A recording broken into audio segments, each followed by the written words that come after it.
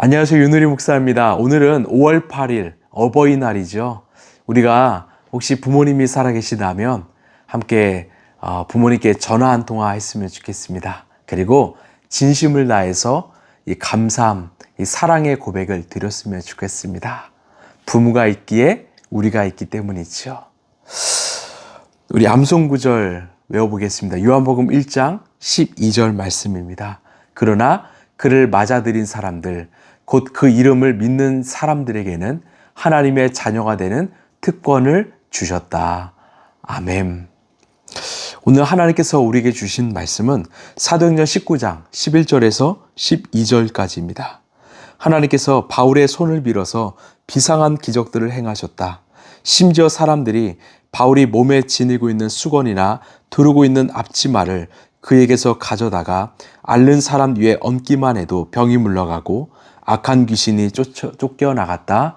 아멘. 오늘 11절의 말씀이 참 감동입니다. 하나님께서 바울의 손을 빌어서 비상한 기적들을 행하셨다. 자, 이 문장을 보시면 이 바울이 자신의 힘으로 기적을 행한 것이 아닙니다. 하나님께서 바울의 손을 빌어서 바울의 손을 통해서 기적을 행하셨다고 말합니다. 제가 늘 말씀드리지만 사도 바울은요, 어떤 우리와는 다른 특별한 존재가 아닙니다. 우리와 동일한 인간이지요. 바울의 인생의 주인이 우리 하나님이 되셨을 때 하나님은 바울을 당신의 도구로 삼아서 기적을 베푸신 것입니다. 우리도 마찬가지입니다. 우리의 인생의 주인이 하나님이 되실 때 우리는 하나님의 귀한 기적의 도구가 될 수 있습니다. 그래서 내가 내 인생의 주인인가? 아니면 하나님이 내 인생의 주인인가? 우리 한번 돌아보길 원합니다. 왜 내 삶 가운데 하나님의 역사가 일어나지 않은가? 여전히 내가 주인 행세를 하고 있기 때문입니다. 우리의 모든 생각과 삶을 우리 주님께 맡겨드릴 때 주님은 우리를 통해서 역사하실 수 있는 것입니다. 자, 우리 하나님께서 바울을 통해서 어떤 기적을 일으키셨는가? 12절을 보시면 심지어 사람들이 바울이 몸에 지니고 있는 수건이나 두르고 있는 앞치마를 그에게서 가져다가 앓는 사람 위에 얹기만 해도 병이 물러가고 악한 귀신이 쫓겨나갔다. 참 놀라운 상황이지요. 바울이 가지고 있었던 손수건이나 앞치마는 흔히 볼 수 있는 천 조각들입니다. 그러나 그것들을 아픈 사람들에게 얹기만 해도 이 병이 나았다고 말합니다. 어떤 귀신 들린 자는 귀신이 쫓겨나갔다고 말합니다. 놀랍지요. 이렇게 우리에게 그런 모든 일들이 기적이지만 사실 하나님에게는 일상입니다. 하나님께서 우리의 삶에 찾아오셔서 역사하신다면 우리 아픈 병이 나을 줄로 믿습니다. 우리 안에 있던 귀신이 떠나갈 줄로 믿습니다. 어떻게 그럴 수 있습니까? 우리가 믿는 하나님은 불가능이 없으신 전능하신 하나님이시기 때문이죠. 그래서 우리는 기도해야 합니다. 정말 엎드려서 기도해야 합니다. 여러분, 기도는 하나님이 내 인생의 주인임을 인정하는 행위입니다. 우리의 삶에 기도가 사라졌다는 것은 여전히 내가 내 삶의 주인이라는 거지요. 우리는 기도할 때 무릎을 꿇거나 엎드리지요. 이것은 마치 종이 주인에게 인사하듯이, 주인 앞에 나아가듯이 우리가 정말 주님의 종으로서 엎드리는 행위와 같습니다. 우리의 삶을 우리 주님께 드립니다. 이 고백이 바로 기도의 행위이죠. 때로는 우리가 기도하면서 이 기도가 응답되지 않는다라고 생각할 때가 있습니다. 아닙니다. 여러분, 기도는 100% 응답됩니다. 근데 응답의 이 반응이 다르죠. 우리의 기도에 우리 주님이 yes 하실 때도 있고, wait, 기다리라고 하실 때도 있고, no, 아니라고 하실 때가 있습니다. 모두 응답된다라는 거죠. 우리가 잘 아는 것처럼 이 고린도 후서를 보면 사도 바울이 자신이 오랫동안 앓고 있던 지병을 고쳐달라고 거듭 기도했습니다. 간절히 기도했습니다. 주님이 응답하셨습니까? 안 하셨습니까? 하셨습니다. 주님의 응답은 노였습니다. 왜요? 그 병을 통해서 날마다 하나님을 바라보고 의지하라는 것이었습니다. 그렇기 때문에 바울은 끝까지 변하지 않고 하나님의 이 도구로 이 선교 사역을 잘 감당할 수 있는 것입니다. 우리 주님은요, 기도 응답에 포커스를 맞추는 것이 아니라 우리의 믿음에 포커스를 맞추십니다. 주님이 원하시는 것은 우리가 세상적으로 성공하냐 아니냐 이것이 아니라 믿음이 성장하는가, 믿음이 성숙해지는가, 여기에 포커스를 맞추십니다.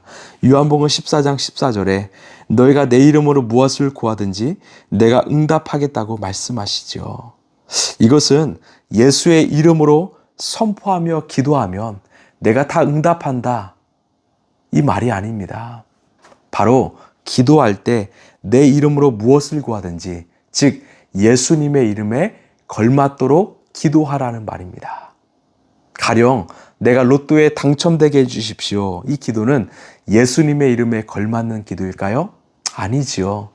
내가 연약한 이웃을 잘 섬기도록 도와주십시오, 또 내 삶을 통해서 하나님의 나라와 영광을 위하여 쓰임받길 원합니다, 이 기도는 바로 예수님의 이름에 걸맞는 기도이지요. 그 기도는 하나님께서 반드시 응답하신다고 말씀합니다. 결국 내 믿음이 성장한 만큼, 성숙한 만큼 우리의 기도의 제목과 내용은 달라질 수밖에 없습니다. 그래서요, 기도를 많이 하는 것보다 더 중요한 것은 내가 먼저 기도의 사람, 참 믿음의 사람이 되는 것입니다. 그 존재에서 기도의 내용이 나오기 때문이지요. 내가 성숙한 믿음의 사람이 된다면 성숙한 기도가 나올 수밖에 없습니다. 그러나 내가 아직 연약한 믿음의 사람이라면 연약한 기도가 나올 수밖에 없겠지요. 자, 오늘 바울에게 놀라운 기적이 일어나게 된 것은 바로 하나님이 주인 되셨기 때문입니다. 하나님을 주인 삼으시길 바랍니다. 전적으로 우리의 삶을 내어드리길 원합니다. 우리 라이프처치 성도들 중에는 정말 간절한 기도 제목을 가지고 계신 분들이 많습니다. 저는 그분들을 생각하면서 날마다 기도합니다. 하나님께서 우리의 성도들의 기도에 응답하여 주셔서 단순히 응답하시는 것이 아니라 정말 이 시간을 통해서 믿음이 성장하게 하여 주옵소서. 정말 하나님을 더 주인 삼게 하여 주옵소서. 저는 늘 이렇게 기도합니다. 이 시간이 단순히 지나가는 시간이 아니라 내 믿음이 성장하는 시간이 되길 원합니다. 이 시간을 통해서 우리가 시선을 하나님께 고정시키고 하나님을 주인 삼는 시간이 되길 원합니다. 그때 우리의 삶에 놀라운 기적이 일어나게 될 것입니다. 저도 그 기적을 경험했고 여러분도 그 기적을 경험하셨습니다. 앞으로도 이 바울이 정말 주님을 전적으로 주인 삼았을 때 기적을 베푸는 사도가 되었던 것처럼 우리도 정말 예수님을 주인 삼아서 날마다 기적 일상이 되는 저 여러분 되길 간절히 바랍니다. 기도하겠습니다. 하나님, 이 바울의 삶을 통해서 기적을 베푸신 것처럼 우리의 삶을 통해서 기적을 베풀어 주옵소서. 무엇보다 정말 예수님을 주인 삼아서 정말 우리가 주님의 통로요 도구로 잘 쓰임받을 수 있도록 도와주옵소서. 우리가 날마다 기도하지만 정말 먼저 성숙한 믿음의 사람이 되길 원합니다. 성숙한 자만이 성숙한 기도를 할 수 있습니다. 정말 그런 우리가 목적을 가지고 살아가게 하여 주옵소서. 이 모든 말씀 사랑이 많으신 예수님 이름으로 기도합나이다. 아멘. 여러분, 기적은 오늘 또 일어나고 있습니다. 저와 여러분 삶에도 일어나고 있습니다. 그런데 어떻게 일어나는가? 바로 내가 우리 하나님을, 주님을 주인 삼을 때 일어납니다. 오늘도 나는 죽고 예수로 사는 저와 여러분 되길 소망합니다. 오늘도 하나님께서 여러분 삶에 놀라운 역사, 기적을 베풀어 주실 것입니다. 감사합니다.